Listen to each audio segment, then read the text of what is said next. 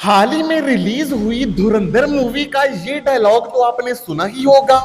हिंदुस्तानियों का सबसे बड़ा दुश्मन हिंदुस्तानी ही है। लेकिन अगर इस डायलॉग में से लफ्ज हिंदुस्तानी को हटाकर पाकिस्तानी लगा दिया जाए, यानी कि पाकिस्तानी ही पाकिस्तानी का दुश्मन है, तो ये डायलॉग फखर जमान के केस पर बिल्कुल फिट बैठेगा। वो कैसे, आगे वीडियो में बताता हूँ। फखर जमान पर बॉल टेम्परिंग के इल्जामात पर एक चीज सामने आई है जो बाद में आपको जब बताऊंगा आप सर पकड़ के बैठ जाएंगे कि पाकिस्तान क्रिकेट के मामला चल कैसे रहे हैं। लेकिन फखर जमान वो पहले प्लेयर नहीं होंगे जिनके साथ पाकिस्तानियों ने अपनी दुश्मनी निकाली हो, बल्कि जब साल 2006 में पाकिस्तानी टीम पर बॉल टेम्परिंग का इल्जाम लगा था तो इंजमामुल हक के मुताबिक कुछ पाकिस्तानी लोगों ने ही ये कोशिश की थी कि इंजमामुल हक पर जबरदस्ती बैन लगवाया जाए। मुझे ना पोलाक और बिले और ये रिचर्ड्स मिले, उसने मेरे से कहा कि इंजी ये क्या हो रहा है कि जी तुम्हारे अपने कंट्री के लोग कह रहे हैं कि जी इस टेस्ट मैच का रिजल्ट बदलो, ड्रॉ नहीं है। तो उन लोगों का आपसे कोई पर्सनल ग्रज था या अब हम इतने पर्सनल हो जाते हैं कि हम बीच में से पाकिस्तान को निकाल ही देते हैं। आज की वीडियो में मैं इस डिबेट में नहीं जाऊंगा कि फखर जमान ने बॉल टेम्परिंग की है या फिर नहीं की, लेकिन फखर जमान के केस को लेकर अभी तक जितनी भी बातें सामने आई हैं उनको लेकर मेरे कुछ एतराजात हैं या फिर सवालात हैं जो कि मैं आपके सामने रखना चाहता हूं। वैसे तो उसका जवाब साहिब इक्तदार को देना चाहिए, लेकिन वो तो शायद किसी और को जवाब देने में मसरूफ हैं। लेकिन हाँ, अगर आप मेरे इन एतराजात का जवाब देना चाहते हैं तो आपके लिए मेरा कमेंट सेक्शन खुला है। तो चलिए शुरुआत करते हैं।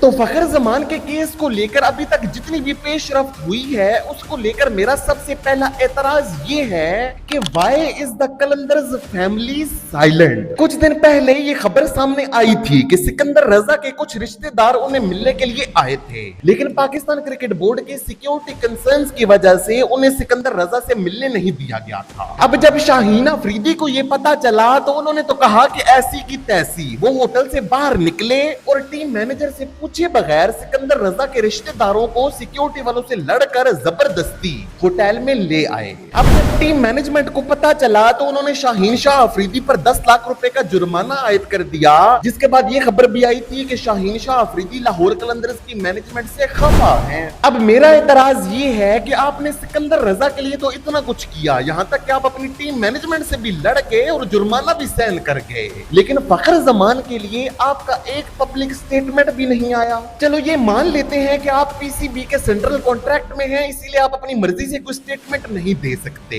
लेकिन जब उसी मैच की पोस्ट मैच प्रेजेंटेशन में रमीज राजा ने शाहीन से जब ये पूछा था कि बॉल टेम्परिंग के हवाले से आपका क्या कहना है, तो वहां पर शाहीन अफरीदी ने हाँ या फिर ना में क्यों जवाब नहीं दिया था, बल्कि आपने तो वहां पर बात गोलमोल कर दी थी और ये कहा था कि मुझे तो इस हवाले से नहीं पता, लेकिन बाद में कैमरास में चेक हो जाएगा तो सारी बात सामने आ जाएगी। मतलब कि आपने ना तो इनकार किया और ना ही इकरार किया और ना ही फखर जमान को डिफेंड करने के लिए कुछ बोला।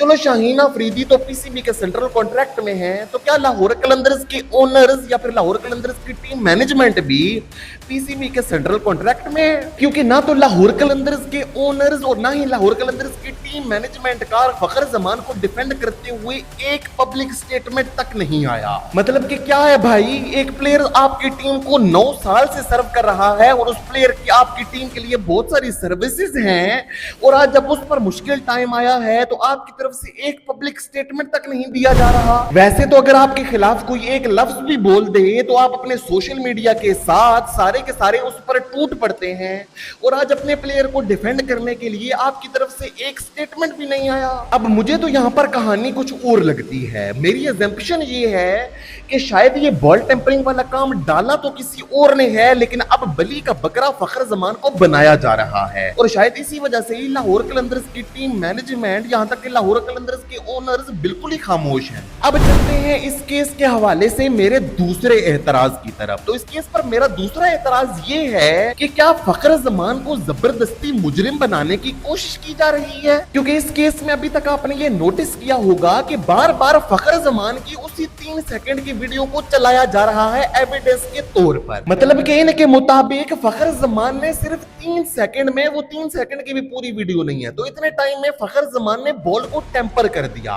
मतलब कि यार क्या मजाक कर रहे हो, 3 सेकंड में तो आजकल यार क्या मिसाल में इस पे दूर रहने दो, 3 सेकंड में यार बॉल को कैसे टेम्पर किया जा सकता है। इस मामले पर मेरा मेन एतराज ये है कि आखिर फखर जमान की उस 3 सेकंड की वीडियो से पहले की फुटेज क्यों नहीं दिखाई जा रही। मतलब कि उससे पहले तो बॉल शाहीन अफरीदी और हारिस रऊफ के पास थी। अब मैं ये नहीं कह रहा कि बॉल उन दोनों ने टेम्पर की है, हो सकता है कि उससे पहले बॉल स्टेडियम में किसी जगह पर जाकर हिट कर गई हो, इस वजह से बॉल की कंडीशन चेंज हो गई हो। कोई और एविडेंस ढूंढने की बजाय बार बार वही 3 सेकंड की वीडियो चलाई जा रही है। आखिर क्यों चलाई जा रही है?